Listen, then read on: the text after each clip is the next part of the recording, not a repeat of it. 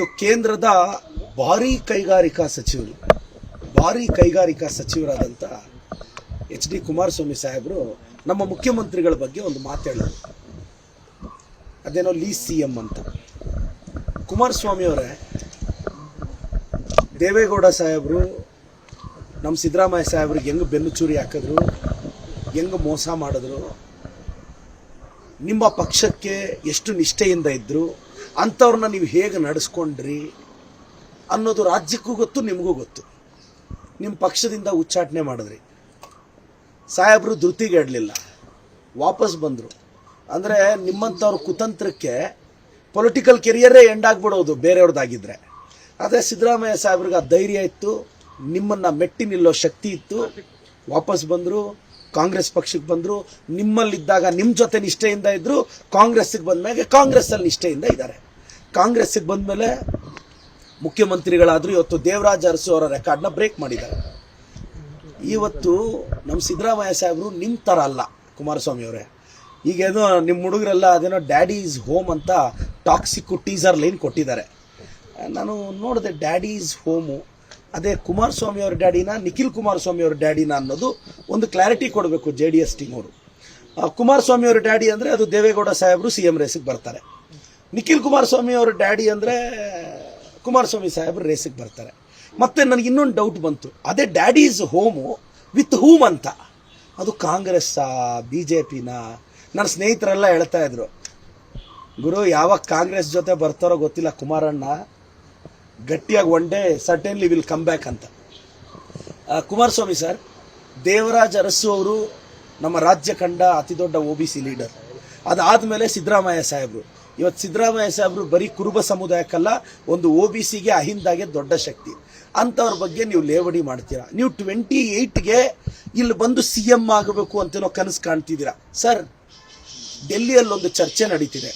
ಕುಮಾರಸ್ವಾಮಿಯವ್ರ ಕೈ ಕಟ್ಟಾಕ್ಬಿಟ್ಟಿದ್ದಾರೆ ಮೋದಿಯವರು. ಪ್ರತಿ ಫೈಲು ಮೋದಿಯವ್ರ ಆಫೀಸ್ಗೆ ಹೋಗಬೇಕು, ಮೋದಿಯವ್ರ ಎಸ್ ಅನ್ಬೇಕು, ಅಮಿತ್ ಶಾ ಅವ್ರ ಎಸ್ ಅನ್ಬೇಕು, ನಡ್ಡಾ ಅವ್ರ ಎಸ್ ಅನ್ಬೇಕು, ಸಂತೋಷ್ ಜಿ ಅವ್ರ ಎಸ್ ಅನ್ಬೇಕು. ಇವರೆಲ್ಲ ಎಸ್ ಅಷ್ಟೊತ್ತಿಗೆ ಫೈಲ್ ಕ್ಲಿಯರ್ ಆಗಲ್ಲ. ಪಾಪ ಕುಮಾರಸ್ವಾಮಿ ಅವ್ರನ್ನ ಬಂದಿ ಮಾಡಿ ಇಟ್ಬಿಟ್ಟಿದ್ದಾರೆ. ಕುಮಾರಸ್ವಾಮಿ ಅವರು ನಡೀತಾ ಇಲ್ಲ, ಆ ಕಾರಣಕ್ಕೆ ಅವ್ರು ಸ್ಟೇಟ್ ಪಾಲಿಟಿಕ್ಸ್ಗೆ ಬರಬೇಕು ಅಂತಿದ್ದಾರೆ. ಏನಿಯೋ ಕುಮಾರಸ್ವಾಮಿ ಸರ್, ನಿಮ್ಮ ತಂದೆಯವ್ರು ಹೇಳ್ದಂಗೆ ನೀವೇನೋ ಲೋಕಲ್ ಎಲೆಕ್ಷನ್ನು ಸ್ವಾಭಿಮಾನದಿಂದ ಸಪ್ರೇಟ್ ಮಾಡ್ತೀರಂತಲ್ಲ, ಸಪ್ರೇಟ್ ಹೋಗಿ ನಿಮ್ಮ ತಾಕತ್ ತೋರಿಸಿ ಸರ್. ಯಾಕೆ JDS ನೀವು ಸಪ್ರೇಟ್ ಹೋದರೆ ಭಯನಾ ಸರ್? ಈಗಾಗಲೂ BJP ಜೊತೆ ಅಲಿಯನ್ಸ್ ಅಂತ ಇದ್ದೀರಾ. ಇನ್ನೊಂದು ವಿಚಾರ, ಕುಮಾರಸ್ವಾಮಿಯವರು ನಮ್ಮ DK ಸಾಹೇಬ್ರ ಬಗ್ಗೆ ಮಾತಾಡ್ತಾರೆ. ನಮ್ಮ DK ಸಾಹೇಬ್ರ ಬಗ್ಗೆ ಮಾತಾಡುವಾಗ, ಕುಮಾರಸ್ವಾಮಿ ಸರ್, ನಿಮ್ಮ ತಂದೆಯವರು ಪ್ರಧಾನಮಂತ್ರಿಗಳು, ನಿಮಗೊಂದು ಸ್ಮೂತ್ ರೋಡ್ ಇತ್ತು ಬರೋಕ್ಕೆ, ಬಂದು CM ಆಗಿಬಿಟ್ರಿ. ಅದು ನಮ್ಮ ಜಮೀರಣ್ಣ ಆವಾಗ ಡ್ರೈವಿಂಗ್ ಮಾಡಿಕೊಂಡು ನೀವು ಎಲ್ಲ ಬಸ್ಸಲ್ಲಿ ಹೋಗಿ, ಆವತ್ತು ನಮ್ಮ ಇವತ್ತಿನ ಕಾಂಗ್ರೆಸ್ ಶಾಸಕರ ಅಂದು ನಿಮ್ಮ ಪಕ್ಷದಲ್ಲಿದ್ದರು, ಅವ್ರ ಆಶೀರ್ವಾದದಿಂದನೇ ನೀವು ಅವತ್ತು ಆಗಿದ್ದು. ಏನೋ ಲಕ್ ಕುಲಾಯಿಸ್ಬಿಡ್ತು. ಆದರೆ DK ಸಾಹೇಬ್ರು ಹಂಗಲ್ಲ ಅಲ್ವ ಸರ್? 40 ವರ್ಷ ಪಕ್ಷ ಕಟ್ಟಿದ್ದಾರೆ, ಸ್ವಂತ ಬಲದಿಂದ ಮೇಲೆ ಬಂದಿದ್ದಾರೆ, ಕನಕಪುರದ ರೈತನ ಮಗ ಉಪಮುಖ್ಯಮಂತ್ರಿ ಆಗಿದ್ದಾರೆ, ಪವರ್ಫುಲ್ ಲೀಡರ್ ಆಗಿ ಎಮರ್ಜ್ ಆಗಿದ್ದಾರೆ. ನಿಮ್ಗೆ ಸಹಿಸೋಕ್ಕಾಗ್ತಿಲ್ವ ಸರ್? ಸರ್, ಒಂದೇ ಒಂದು ಕ್ಲಾರಿಟಿ ಬೇಕು ಕುಮಾರಸ್ವಾಮಿ ಸರ್. ನೀವು ಒಕ್ಕಲಿಗರನ್ನೂ ಸಹಿಸ್ತಾ ಇಲ್ಲ, ಬೇರೆಯವ್ರನ್ನೂ ಸಹಿಸ್ತಾ ಇಲ್ಲ. ನಿಮ್ಮ ಸ್ಟ್ಯಾಂಡ್ ಹೇಳಿ ಸರ್.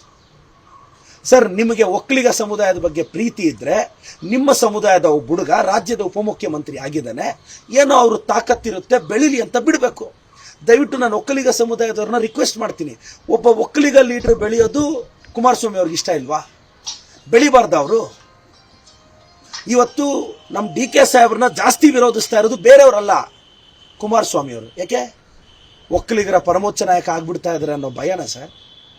ಸರ್, ಒಕ್ಕಲಿಗರು ಕರ್ನಾಟಕದಲ್ಲಿ ಒಪ್ಪಿರೋದೇ ನಮ್ಮ DK ಸಾಹೇಬ್ರನ್ನ. ದಯವಿಟ್ಟು ನಂದೊಂದು ಕಾಳಜಿ sir, on behalf of DK Shivakumar ಸಾಹೇಬ್ರ ಪರವಾಗಿ. ಯಾಕೆ ಸರ್ ಒಕ್ಕಲಿಗರನ್ನ ನೀವು ಅಷ್ಟು ಟಾರ್ಗೆಟ್ ಮಾಡ್ತಿದ್ದೀರಾ ಕುಮಾರಸ್ವಾಮಿ ಸರ್? ಮತ್ತು ದಯವಿಟ್ಟು ರಾಜ್ಯದ ಒಕ್ಕಲಿಗ ಸಮುದಾಯಕ್ಕೂ ನಾನು ರಿಕ್ವೆಸ್ಟ್ ಮಾಡ್ತೀನಿ, ನಾನೊಬ್ಬ ಒಕ್ಕಲಿಗ ಲೀಡರ್ ಪರವಾಗಿ ನಿಂತೆ ಕುಮಾರಸ್ವಾಮಿ ಅವರಿಗೆ ಕೌಂಟರ್ ಮಾಡ್ತಾ ಇರೋದು. ನಾನು ಇಷ್ಟಪಡುವ ನನ್ನ ಒಕ್ಕಲಿಗ ಲೀಡರು DK ಸಾಹೇಬರು. ಅವ್ರನ್ನ ಈ ಪ್ರಕಾರ ಟಾರ್ಗೆಟ್ ಮಾಡಿದ್ರೆ, ಬೆಳಗ್ಗೆ ಇದ್ದರೆ ಸಂಜೆ ಇದ್ದರೆ ನೋಡಿ ಸರ್, ಒಕ್ಕಲಿಗರ ಕಂಟ್ರೋಲು ಕುಮಾರಸ್ವಾಮಿ ಅವರ ಅಂಗಳದಿಂದ DK ಶಿವಕುಮಾರ್ ಅವರ ಅಂಗಳಕ್ಕೆ ಬಂದಾಗಿದೆ. ಈ ಅಭದ್ರತೆಯಲ್ಲಿ ಅವ್ರು ಮಾತಾಡ್ತಿದ್ದಾರೆ. ಬಿಡಿ ಸರ್, ನಿಮ್ಮ ಕಮ್ಯುನಿಟಿ ಹುಡುಗ ಬೆಳೀಲಿ ಬಿಡಿ ಸರ್. ಬ್ಯಾಕ್ಗ್ರೌಂಡ್ ಇಲ್ಲದೆ ಬೆಂಗಳೂರವರೆಗೂ ಬಂದಿದ್ದಾರೆ. ಕನಕಪುರದ ಬಂಡೆಯಿಂದ ಬಂದು ಬೆಂಗಳೂರಲ್ಲಿ ಗಟ್ಟಿ ಬಂಡೆಯಾಗಿ ನಿಂತಿದ್ದಾರೆ. ಏನೋ ಅವ್ರು ಬೆಳೀತಾ ಇದ್ದಾರೆ, ಬಿಡಿ ಸರ್, ಬೆಳೀಲಿ ಅವರು. ಅವ್ರ ಪಾಡ್ಗೆ ಅವ್ರನ್ನ ಬಿಡಿ ಸರ್. ಯಾಕೆ ವಿನಾಕಾರಣ ಟಾರ್ಗೆಟ್ ಮಾಡ್ತೀರಾ? ನಿರ್ಭೀತ, ನಿಷ್ಪಕ್ಷಪಾತ, ವಿಶ್ವಾಸಾರ್ಹ ಸುದ್ದಿಗಳಿಗೆ ಮತ್ತೊಂದು ಹೆಸರಾಗಿರುವ ನ್ಯೂಸ್ 18 ಕನ್ನಡ ಈಗ ಆಪ್ನಲ್ಲೂ ಲಭ್ಯವಿದೆ. ದಯವಿಟ್ಟು ಇಲ್ಲಿರುವ QR ಕೋಡ್ ಸ್ಕ್ಯಾನ್ ಮಾಡಿಕೊಂಡು ಆಪ್ ಡೌನ್ಲೋಡ್ ಮಾಡೋದಕ್ಕೆ ಮರಿಬೇಡಿ. ನಿಮ್ಮ ಬೆಂಬಲ ಹೀಗೆ ಸದಾ ನಮ್ಮೊಂದಿಗಿರಲಿ.